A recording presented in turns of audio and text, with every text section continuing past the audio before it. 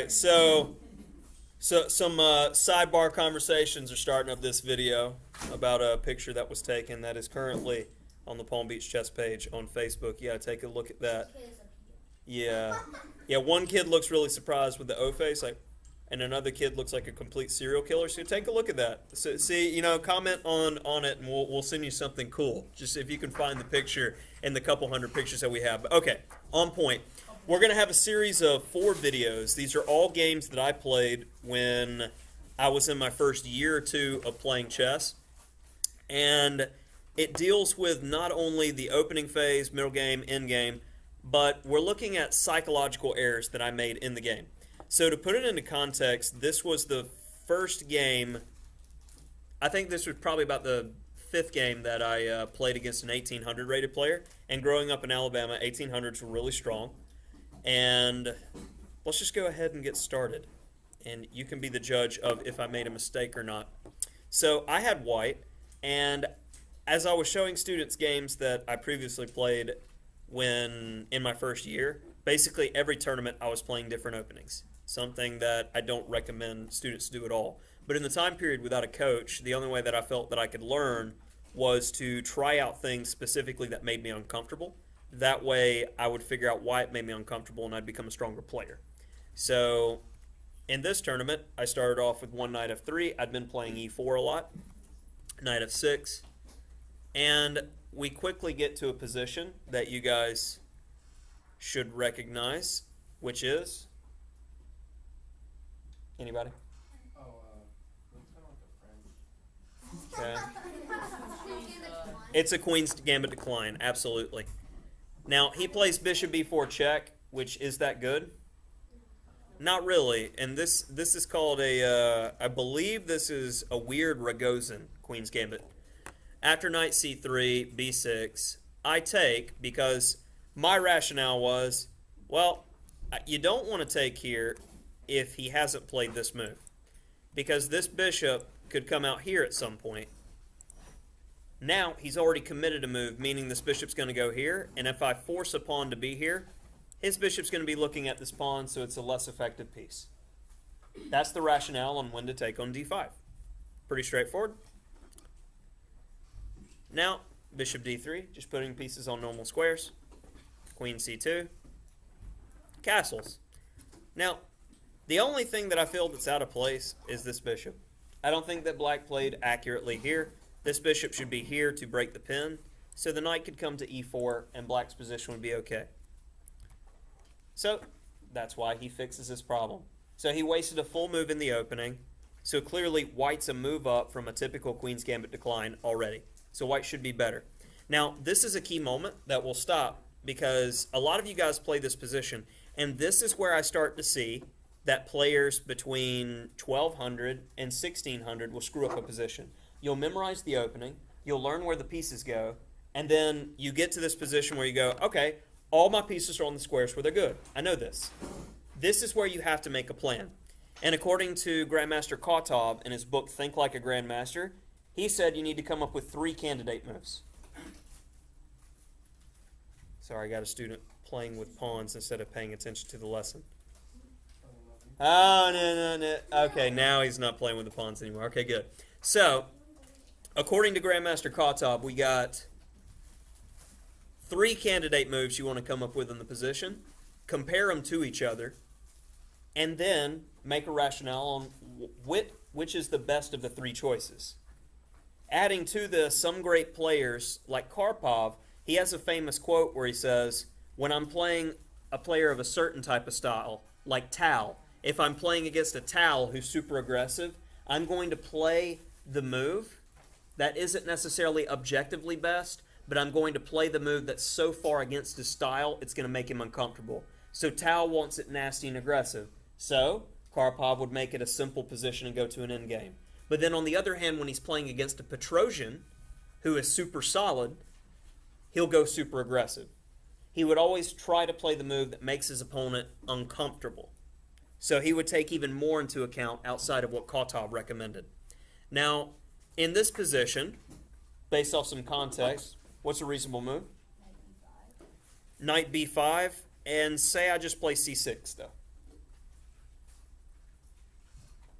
You just go back, right?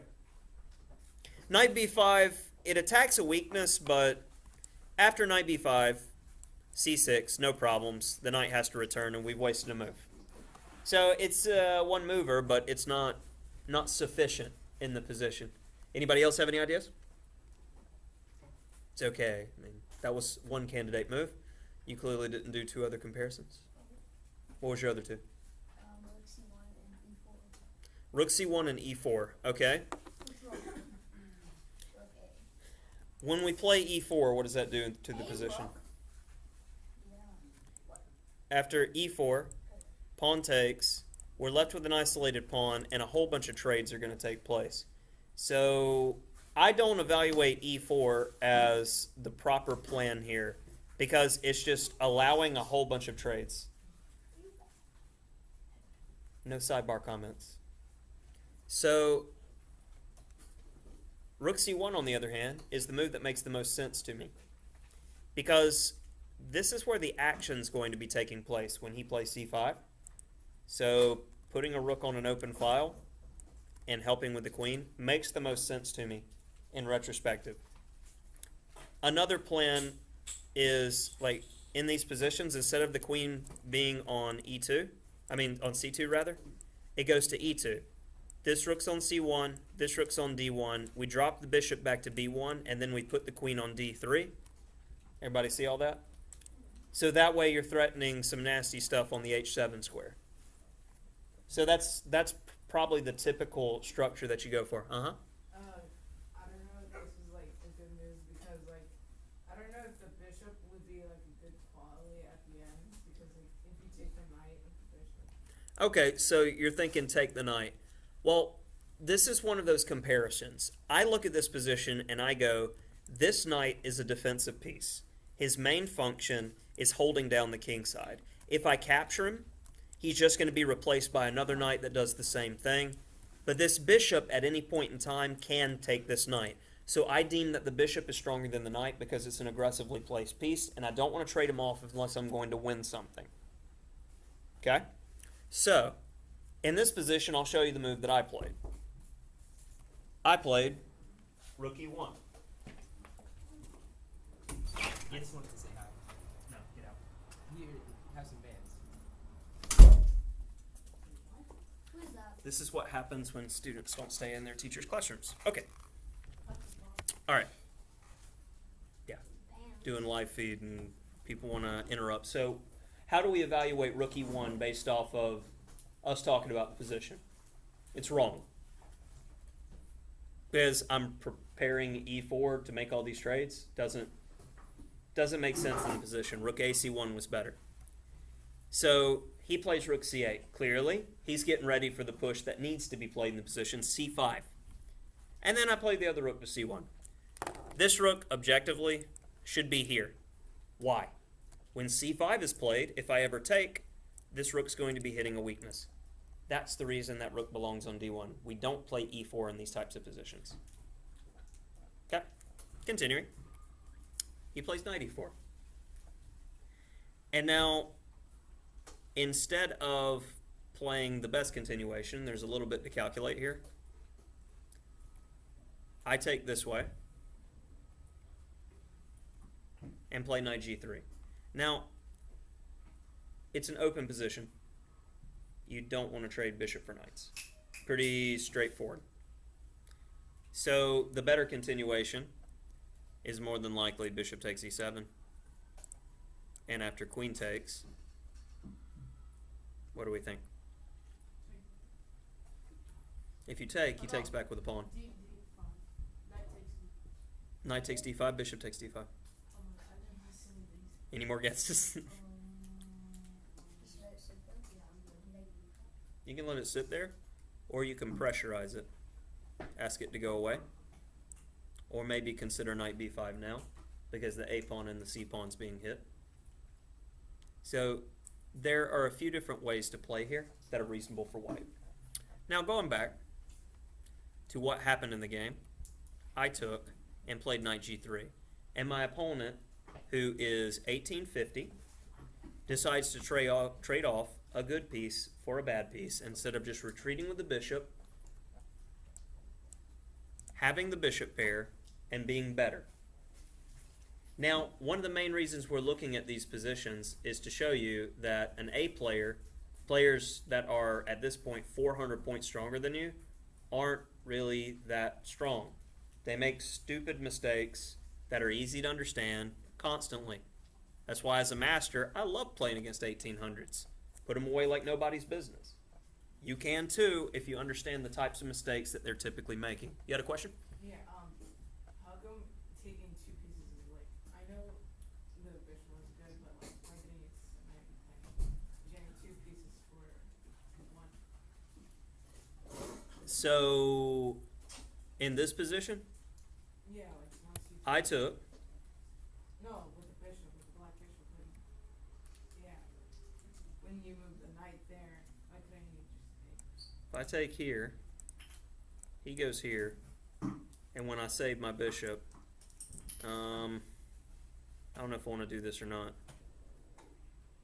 And the bishop. No, wait, it's knight and knight. They have the other file. Man, No. this looks okay, but I'm probably missing something. I don't know, because honestly, this game was played 14 years ago. Starting to feel old. All right, so he plays bishop takes, which the main point that we're focusing on is the types of errors that's happening in the game. And we're going to get to the main error and the reason that we're going over this game at the end. After h takes, what else am I going to take with? The F pawn, right? No. Taking with the f pawn is absolutely ridiculous, Ben. It's so stupid. Because you create huge weaknesses there, and typically when you capture towards the center, so it bolsters. Why are you giving yourself the chance to have another worthless h-pawn? Because the queen, I don't know, I felt like the queen might be able to come over at some point. And then you What? Yeah, we're going to go with a solid no. When capturing, I would say 9 out of 10 cases in chess, you want to capture with pawns towards the center, because especially if it's a rook pawn, it makes the pawn better and it has more options. And in this case, it gives a look to our king and adds an extra layer of protection. So we're not getting mated on the king side, so we're safe. Knight f6. Now, what would you guys do in this position with white?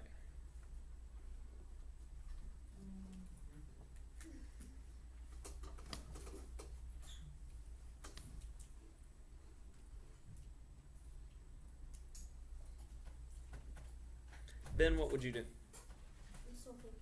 Okay. You don't get to speak because you're eating oranges and some kind of granola situation. Got it. You already see it. No.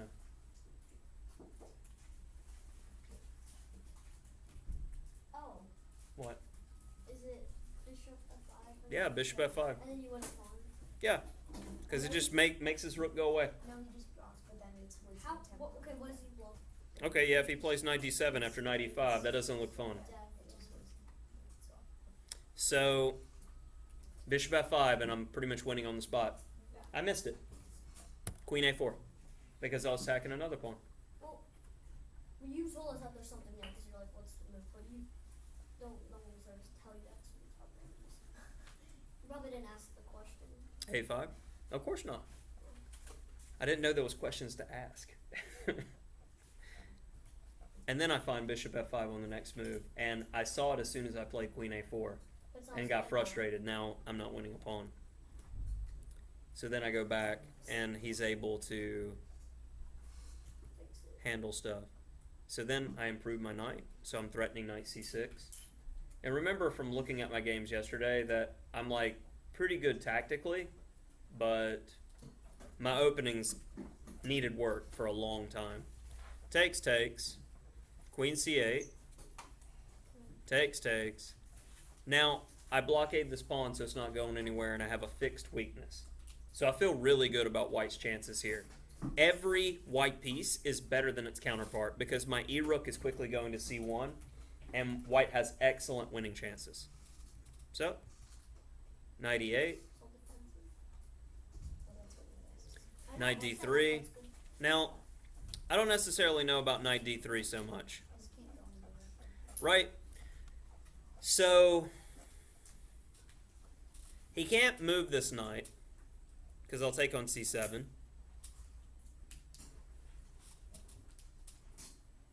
Knight d3 makes some sense because I was thinking about maybe coming to f4, but probably getting the king active and getting some play that way. Like, a move that I consider more than anything else is f3 for prophylactic reasons, because if this knight ever comes to d6, there is no e4.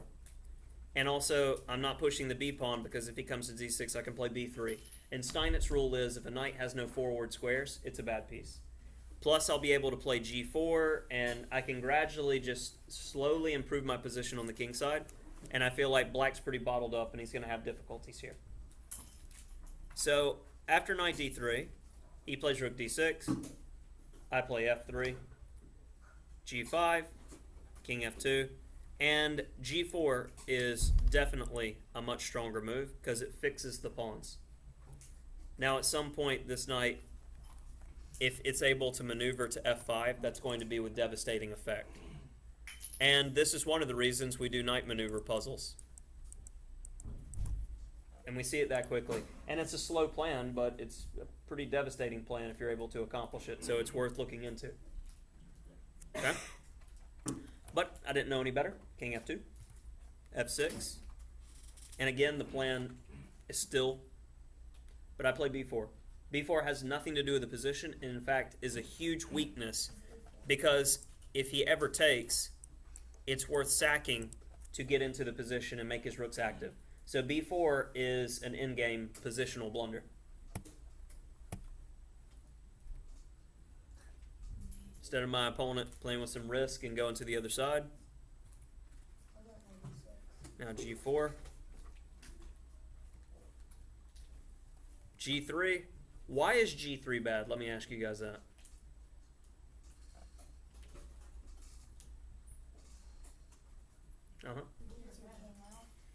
Now, is there any shelter on the second rank with rooks? That's the main point. And this knight still should be thinking about this type of plan. It's ridiculous, but if knight a6, what happens?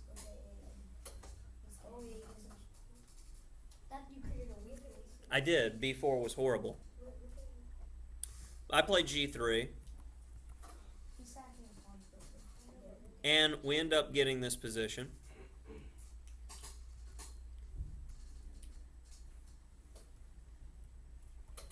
And normal, natural-looking moves are being played. And when we get to this position, I don't want the note there. So,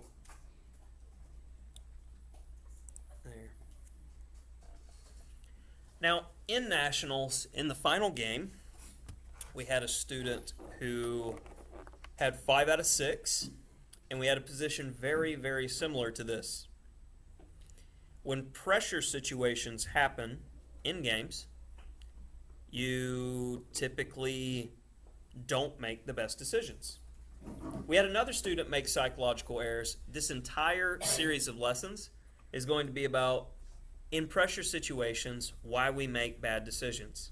Now, when you're playing for plastic in an undersection, there shouldn't be pressure. Or when you lose all objectivity because you want to win so badly that you play on and lose a game that your opponent offered you a draw in. That's another huge psychological mistake. You can never be a champion. You can never be a real master if you lose objectivity. Because I get angry when I'm at the board, but my anger gets me focused. And I was very inexperienced here because my opponent offered me a draw. And I was so excited to have a result because I think this was my 5th game against 1800s. To have a game where I did not lose to an 1800, which in Alabama was like top 30 players in the state type deal. So I was like, that's a really good result for me. I was excited about having a draw. I was so excited, I missed the point that this is just a completely winning position for white. So, how to? Well, here's how I can just glance at it now as my strength as a master and go, this is ridiculous.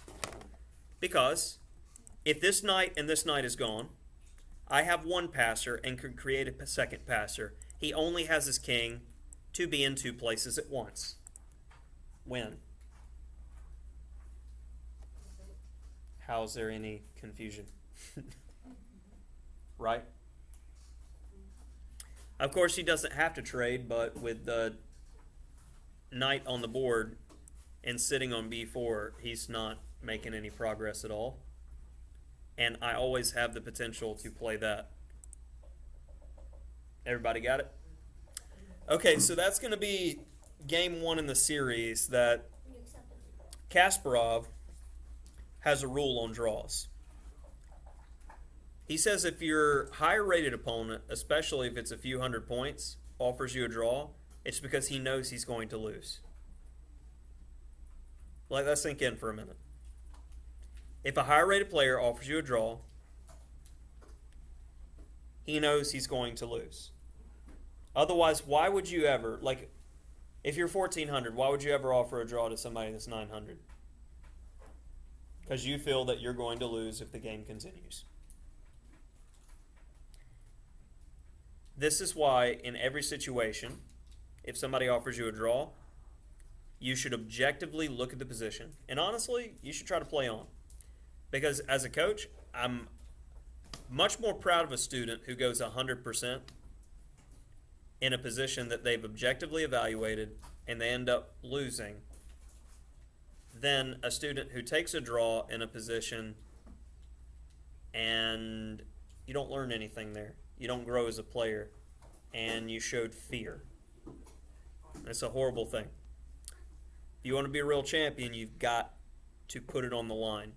You got to take risks. Otherwise, you end up drawing games that are clutch and you don't get anywhere. So, that's game.